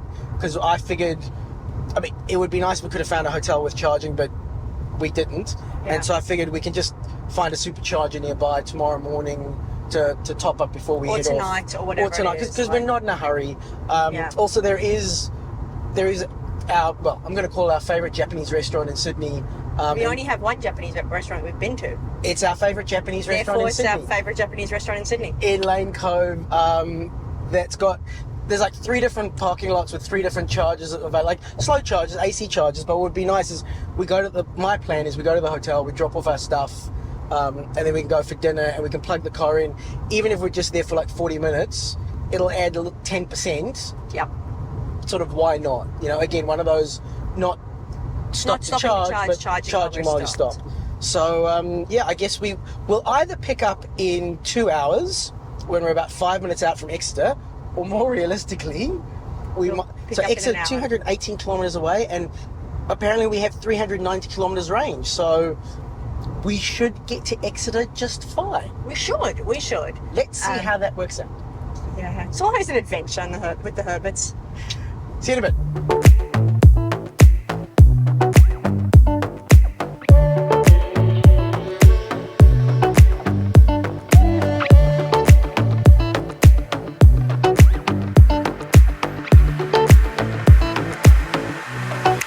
It's been quite a relaxing drive for me. You have? I've noticed you nodding off.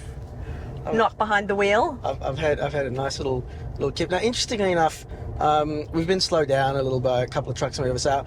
Our efficiency's actually gotten better. So I think what was it? It was sticking. We left. I think it was going to be. They said 20.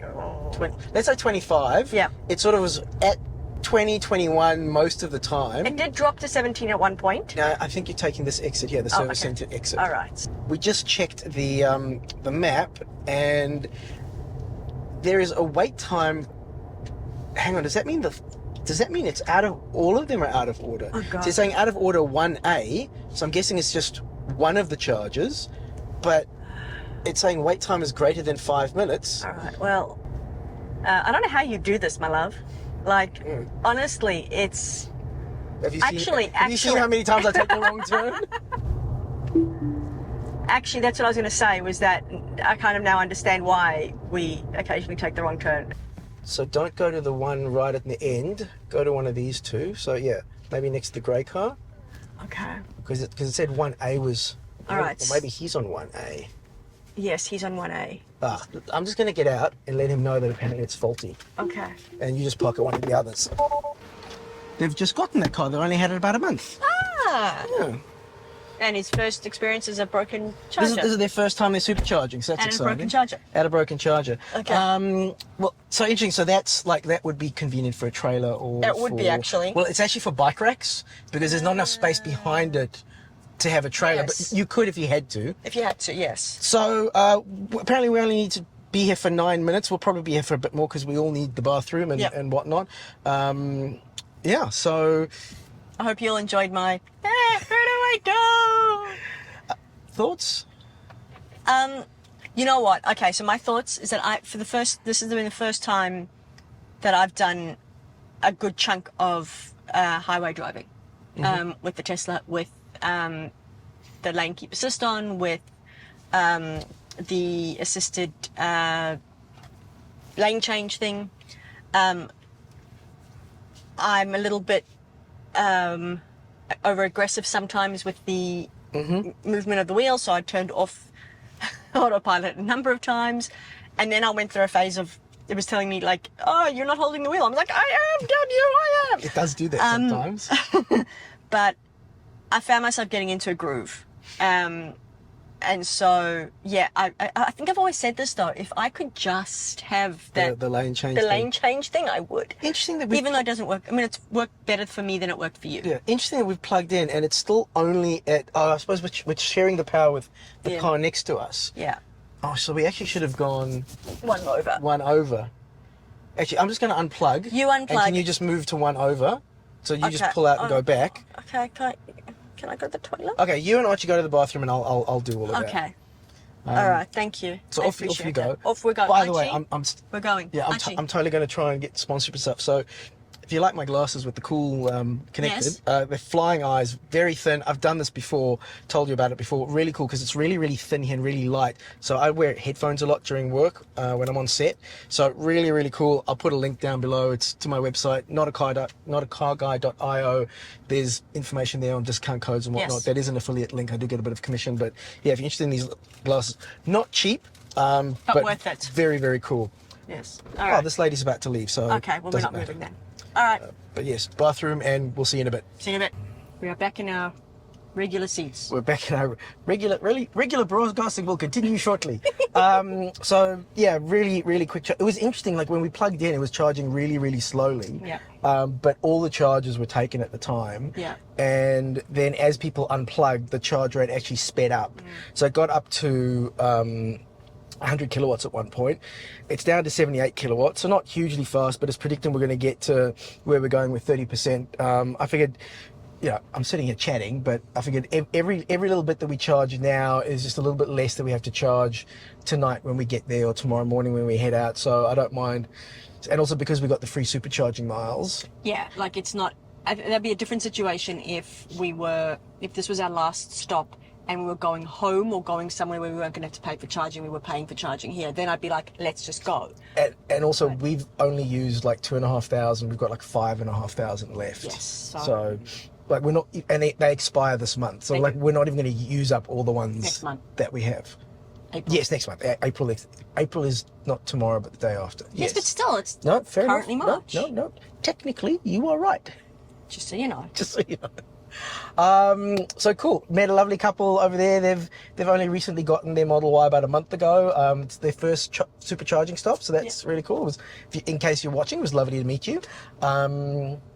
You didn't get their names, did you? I did not get that. I know, I'm terrible. I would have forgotten their names. I'm so bad with names. I would have forgotten their names. You are terrible, anyway.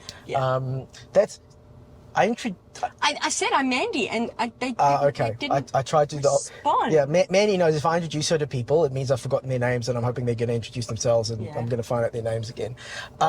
Really nice charging stop. Yes, Really? Heather Braised Pies. Yeah, so Heather Braised Pie is really cool. They've got like an old delivery truck in there that they use. Really nice. I mean, I didn't taste the food. I actually tasted one of the donuts. You had something? I had a brownie because it was in need of sugar, and it was delicious. Excellent. They seem to have a lot of really cool, savoury pies. I mean, it's pies, but people were buying blueberry pies, and I was considering buying blueberry pies. Get back in there and get a blueberry pie. We don't need a blueberry pie. We don't need socks, but we wear them. We do need socks. We've established this. Okay. Blueberry pie. Do you want me to get a blueberry pie? Yes, please.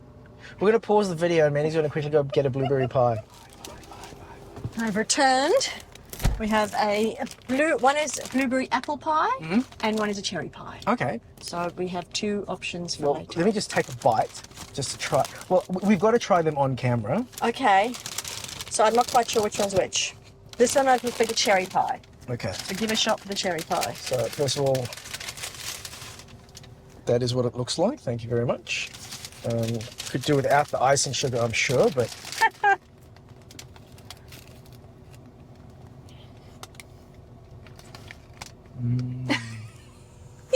I shouldn't have had the brownie before. But it was delicious. Oh. The crust is not amazing, but the cherry filling. Oh, that is... See this? Heats it up. Bit of ice cream. Bless you, Archie. Bless you. Okay, let's try the other one. Blueberry apple. Blueberry apple. Yes, this is starting to become a food channel. I've actually been thinking of doing some food content. Let me know if you'd be interested in seeing me eat stuff.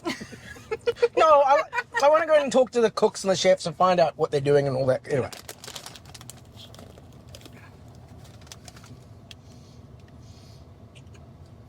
You don't sound as... No, I like it. Maybe this is a cherry one? No, it is, but it's different. It's a very different flavour to the cherry one. But thumbs up to both of them. Very nice. You know what? I almost wish the casing was thinner. Yes, the pastry. Yeah, I think the pastry could be thinner, so you get. But I suppose it's liquidy, so it would fall out. So Yeah. there is a challenge there. The short crust pastry. Yeah. So the charging rate we've gotten to 84%. Charging rate has slowed down to basically anytime you see that little eye come up, it's like- basically saying, hey, you're kind of wasting your time charging here. It's slowed down so much, you may as well just go on your way. So would you like can me you to please unplug? I certainly can. You can get it. It's interesting that 1A is faulty. I think this is the first time You've been to I can remember being at a supercharging location where one is faulty. faulty. Yeah. So that's a first. They're normally quite good. We are gonna. So there's a petrol station just on the left here. We're just gonna stop really quickly and give the windscreen a bit of a wipe and maybe try and give the front bumper. Look, not bumper, but the front of the car. while I was driving, we did have a large bug of some sort decide to unalive itself against the windscreen, and it was quite messy. I'm a bad person, so I'm going to make this joke. What's the last thing that goes through a bug's brain? What's the last thing that goes through a bug's mind as it goes through your windshield? It's feet. It's feet. No, we're going in the wrong way. We are Well, that windshield looks much better. so much better. So that's good. Alrighty, we're going towards Goulburn or Sydney. I'm guessing Sydney. Yeah, but it's actually telling us we can Turn around.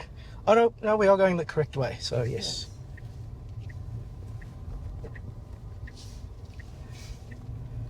Oh, and here's a Coolabah Tree Cafe. Mm. And there's Macca's. Yeah, this is. Yeah, it's almost a pity that this is so close to Sydney. Yeah. Although I suppose, because we got from here to Gundagai, Yep. so there's no reason that like on the way back we couldn't stop here. Yeah. Although you don't want a pie for breakfast. Oh, I could do a pie. There was for some really breakfast. nice. They don't just do sweet pies. So you could let's, no matter what the car tells us, Let's stop here. on the maybe way let's stop here on the way home and then from here to Gundagai because we made it just fine. back. Yeah. Although here's the interesting thing. So the prediction of range, how much we're going to be, how much we're not going to be, all that kind of stuff, was actually really, really accurate. Yeah. And I wonder though if that was because of elevation. Like we were talking about this earlier. Like maybe it's elevation. Like you'd think that the car would know The elevation. the elevation because Google Maps knows. I'm presuming Google Maps knows elevations. Yeah.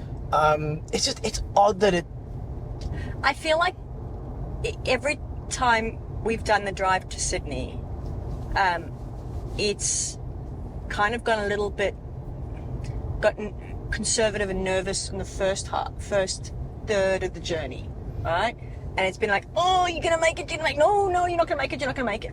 And then after that, it goes, oh, actually, you're driving consistently. You're not it's Yeah. fine.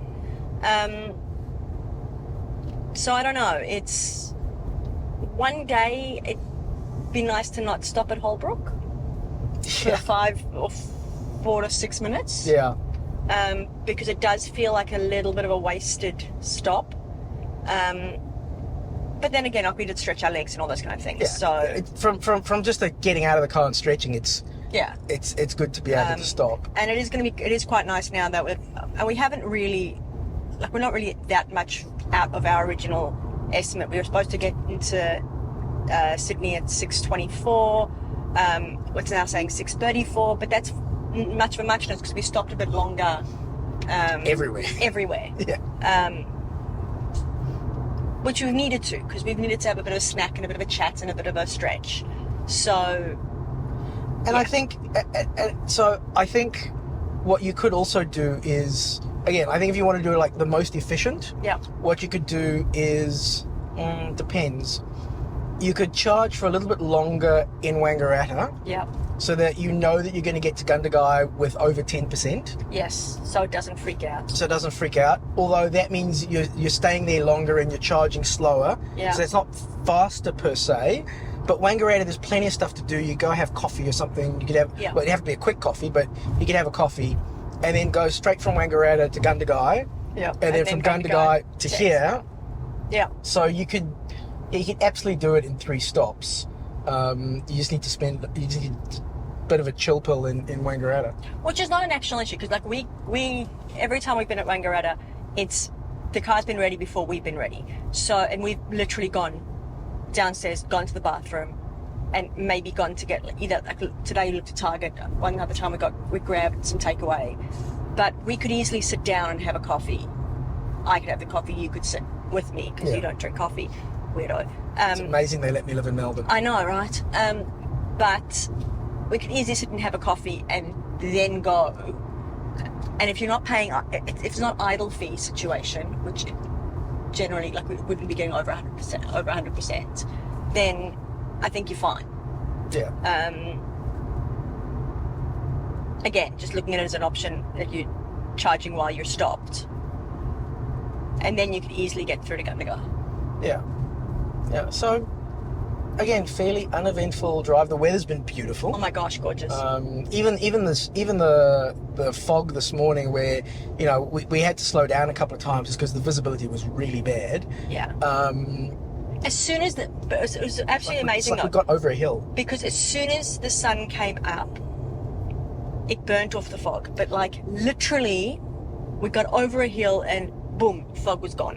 Also, as soon as I was like, "Oh, let's fly!" Oh no, we can't fly the drone in the fog, but we want a little bit of fog, but not too much fog. Oh, you don't want fog? Oh, we'll get rid of the fog. But I wanted a little bit of fog because it would have looked awesome with the drone and the car in the fog. And anyway, But we literally had no visibility. But we went from no visibility to no fog.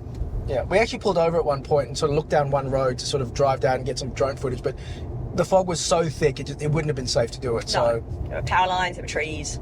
yeah, again, if I had my crew with me and we had spotters and stuff in a controlled environment, but I'm not at work, we're on holiday. Unless your crew is in the car with you, we are not spotters. We do our best. Yeah, I want to see your certs. See? Wedding ring. Fair enough. Right, so Kai's predicting we're going to get to our hotel at 6:36. No, 6:33. 6:33, sorry. It's an hour and 35 minutes away, 152 kilometres. We should be at 45% by the time we get there. Might take a little bit longer because... Well, actually, I think it's probably going to try and take us through the tunnel, I'd imagine. But I might see if I can get us to go... If I can find my way... Yep. I'll try and take us over the bridge because Archie's never been to Sydney and he's really excited about seeing the Harbour Bridge and the Opera House. So it'll be cool if we can give him a little taste of that just arriving tonight, and then we're going to spend more time in Sydney on our way back. Yeah. So I mean, the tunnel's also pretty cool, but not as cool as the we have bridge. tunnels in Melbourne. Not as long as that one, but Oh, it's not as cool as the bridge. Yeah. Oh no, actually Oh. no. Well, there's more than one Sydney has a lot of tunnels. Oh, Yeah, bloody hell. there's a super long tunnel, Yeah. but you actually come out of the super long tunnel, sort of like into the CBD area. Oh yeah, we don't want that. And then there's still another. You can either take the bridge or the tunnel under the. Well, let's take the bridge Yeah. if we can. If we don't. Sydney's very confusing. Sydney siders, how do you drive? Yes. Because it's confusing. Sydney, where the left-hand lane is for tourists and the weak. Yep. Yep. Cool. Well, we will catch you up when we get to Sydney. Okay. See you in a bit. Bye.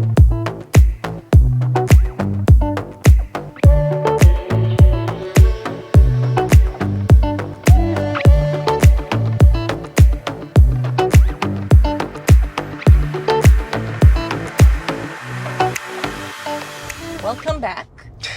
Yeah, we are 4 minutes out from our hotel.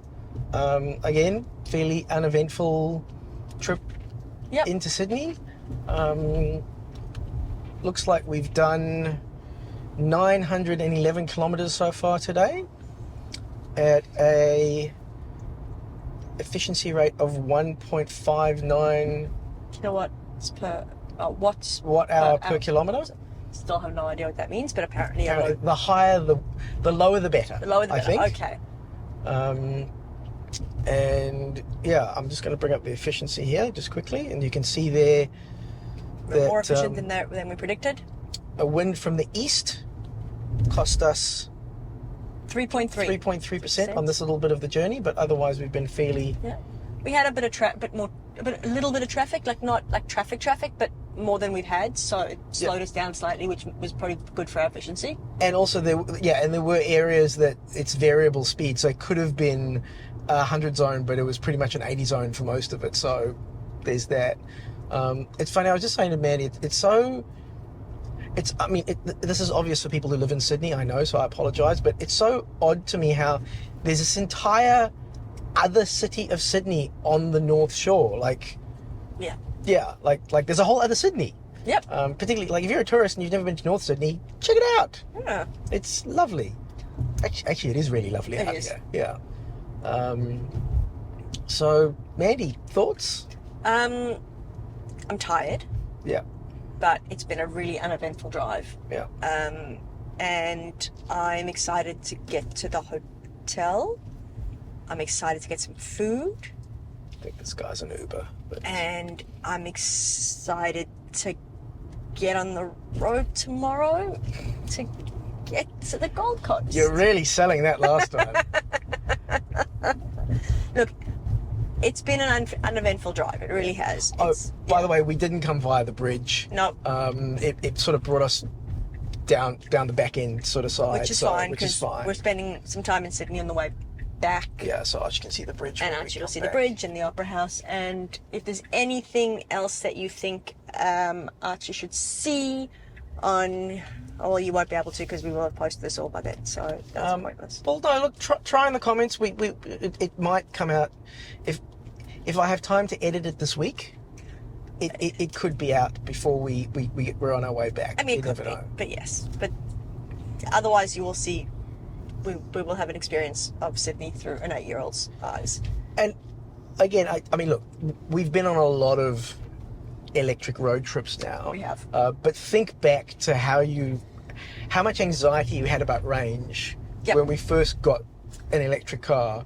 Well, I laugh at the fact that when we first got it and we stayed in, what did we stay in? Apollo Bay first? Apollo Bay, yeah. And we had that whole, how are we going to charge? There are no chargers there. What are we going to do? What are we going to do? What are we going to do? We'll plug into the, at the cabins. And now it's really not an issue. Yeah. It's such a non-issue. You don't even think about it. I don't even think about it. I'm not quite sure how we're getting to where we need to go. Neither. I think we have to go right somehow. I don't know. Maybe it's on that side. We might be doing a circle or two. There it is. On the right? It's on the left. Okay. Pimble Hotel. This is... There's a... No. I think they had underground they said they had underground parking. Well, I hope they've got some sort of parking. So do I. That's why we booked it. Yeah. In terms of percentage, we arrived with 50%. It was predicting, I think, 45. So the fact that we've gotten here with 50, plenty of percentage, which is actually really nice because it means we don't have to charge too much tomorrow morning before we head out. So that's quite helpful. And yeah, so overall was total 914 kilometers, 159 watt hours per kilometer. And yeah, there you go. Awesome. We're going to go and check in and hopefully find out where we can park the car and then go have dinner and come back and park the car permanently. And then we will head out to Gold Coast tomorrow, which will be part 2. So be sure to look for that video next. I hope this video was helpful. I hope it was useful. If you have found it helpful or useful, please like and subscribe. Even if you haven't, like and subscribe anyway. And tell your friends to like and subscribe. And we will catch you on the next one. Safe and happy driving.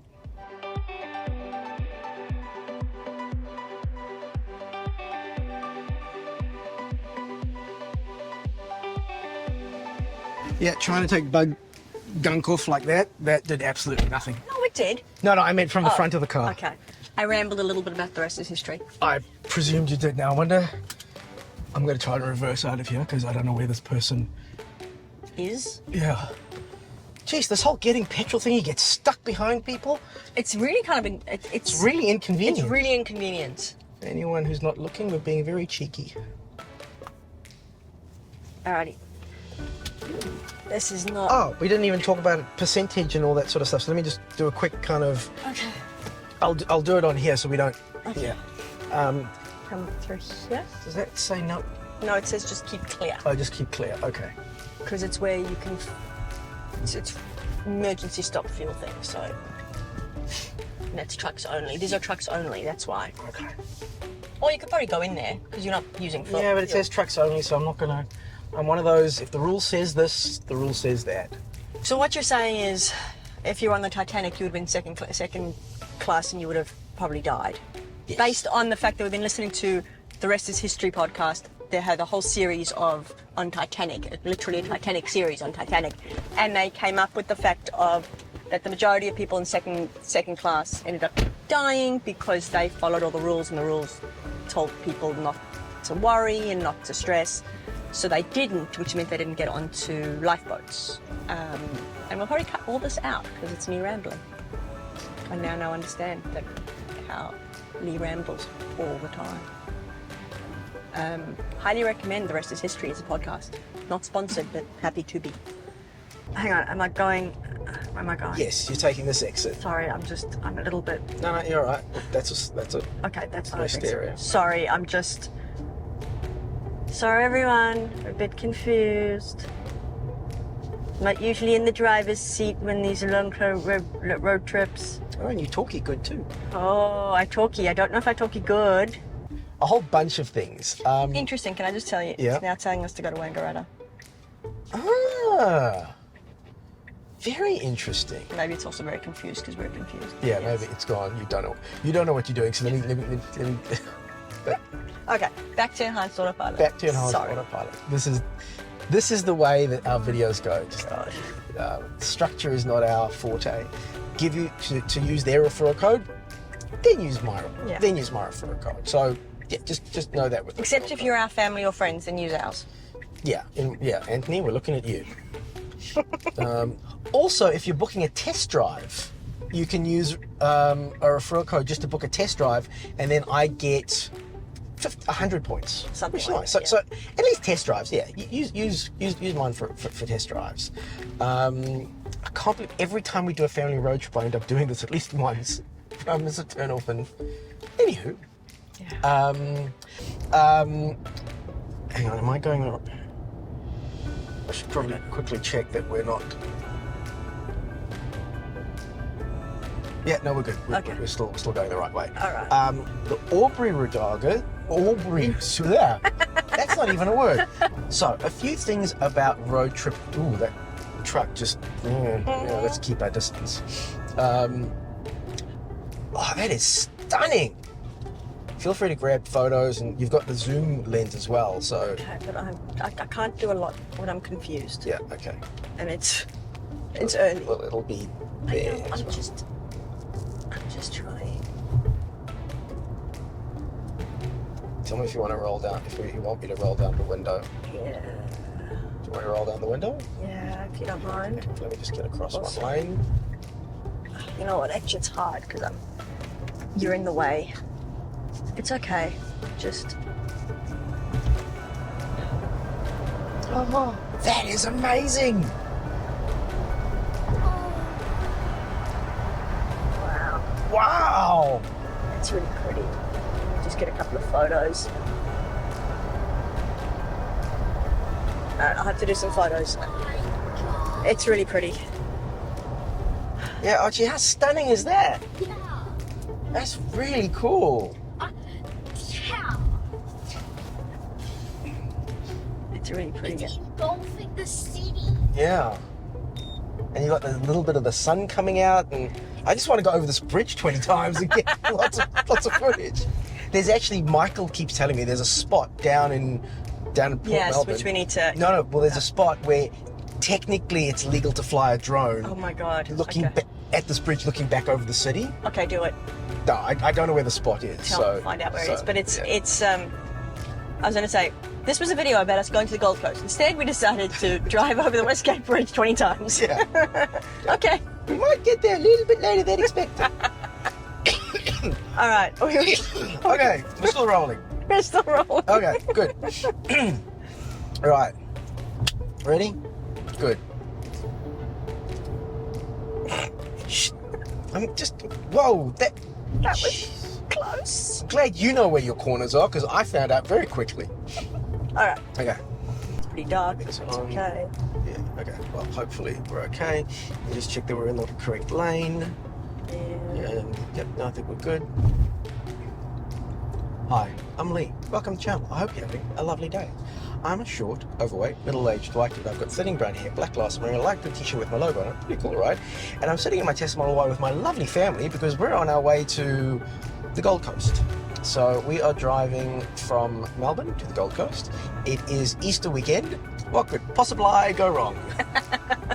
I also have to pay attention and make sure that I stay in the correct lane. Interesting. Oh, I think is it taking us to the Westgate or is it taking us... I don't know. No, you're not getting off here, so you're going straight. Okay, so it's telling us Westgate. Well, that's always entertaining. Oh, look at film that. Oh my God. Grab your phone. Okay. I'll redo the intro because Oh that's... my God, I can't. No, we are getting off here. Okay. Oh, okay. I thought we would because this is quicker. Okay.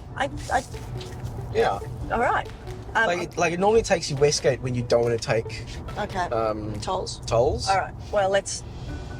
Yeah, and I'll redo the intro. Yay. Rambling and banter already.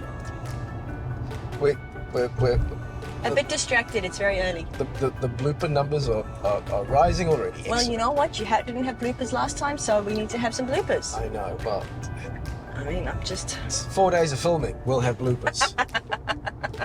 It's early. It is early. Alrighty. We're gonna get around this bend. Yep. And we'll get on the bridge, and you can just film Alright. stuff as you see fit. I still feel like I've got to concentrate.